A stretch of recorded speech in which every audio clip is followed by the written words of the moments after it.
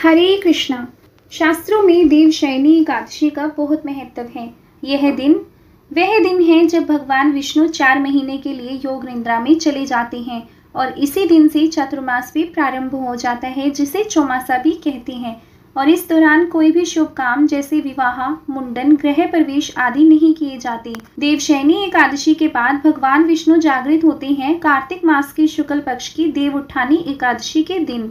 इस दिन चातुर्मास भी समाप्त हो जाता है और रुके हुए सभी मांगलिक कार्य फिर से प्रारंभ हो जाते हैं। देवशयनी एकादशी का व्रत रखने से सभी पापों और समस्याओं का नाश होता है, साथ ही व्यक्ति का मन भी शुद्ध होता है। इस एकादशी के बाद से शरीर और मन को नया किया जा सकता है।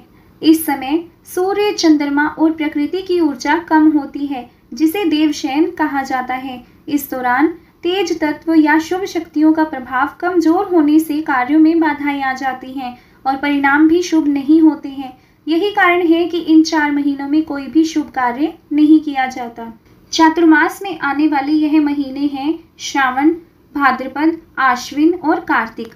आइए जानते हैं इस बार देवशयनी एकादशी का व्रत कब रहेगा, व्रत पारण का शुभ मुहूर्त कब से कब तक रहेगा। और इस साल 2025 में आषाढ़ शुक्ल पक्ष की एकादशी तिथि प्रारंभ होगी 5 जुलाई दिन शनिवार को शाम 6:59 पर और एकादशी तिथि का समापन होगा 6 जुलाई रविवार की रात को 9:14 पर। ऐसे में उदय तिथि के अनुसार 6 जुलाई दिन रविवार को ही केवल एक ही दिन देवशयनी एकादशी का व्रत रहेगा। सभी गृहस्थजन और वैष्णवजन इसी दिन एकादशी का व्रत करेंगे और एक दिन पहले दशमी तिथि के नियमों का पालन किया जाएगा। 5 जुलाई दिन शनिवार को इसी दिन तुलसी के पत्ते भी तोड़कर रख लीजिएगा, क्योंकि भगवान के भोग में तुलसी दल अवश्य रखे जाते हैं। 6 जुलाई रविवार को ब्रह्म मुहूर्त सुबह 4:14 से लेकर 5:02 तक रहेगा। सूर्योदय होगा सुबह 5:50 पर, सूर्यास्त होगा शाम 7:12 पर। अभिजीत मुहूर्त दोपहर 12:04 से दोपहर 12:58 तक रहेगा और साध्य योग पूरा दिन रहने के बाद रात 9:27 पर समाप्त हो जाएगा। बाद में शुभ योग प्रारंभ हो जाएगा। इस दिन राहु काल शाम 4:30 बजे से 6 बजे तक रहेगा। द्वादशी तिथि 6 जुलाई रविवार की रात को 9:15 पर प्रारंभ हो जाएगी और इसी के साथ हरिवासर का समय भी शुरू हो जाएगा। द्वादशी तिथि का समापन होगा 7 जुलाई दिन सोमवार की रात को 11:10 पर और 7 जुलाई दिन सोमवार को ब्रह्म मुहूर्त होगा सुबह 4:15 से 5:03 तक। सूर्योदय होगा सुबह 5:51 पर, सूर्यास्त होगा शाम 7:12 पर। प्रातः काल पूजा का शुभ मुहूर्त रहेगा 4:29 से 5:29 तक। गोधूली मुहूर्त शाम 7:21 से शाम 7:42 तक रहेगा और इस दिन राहु काल होगा शाम 7:30 बजे से 9 बजे तक। जब तक हरिवासर रहता है तब तक व्रत नहीं खोला जाता और हरिवासर इस बार 7 जुलाई दिन सोमवार को सुबह 4 बजे तक समाप्त हो जाएगा।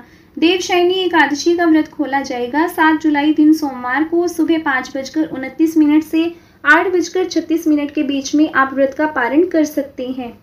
देवशयनी एकादशी के दिन भद्रा भी लग रही है, जो कि 6 जुलाई दिन रविवार को सुबह 8:08 से लेकर 9:14 तक रहेगी। लेकिन इस बार भद्रा का वास पाताल लोक में रहेगा, जिसके कारण यह धरती लोक पर अशुभ नहीं मानी जाएगी। आप पूजा पाठ से संबंधित सभी कार्य कर सकते हैं।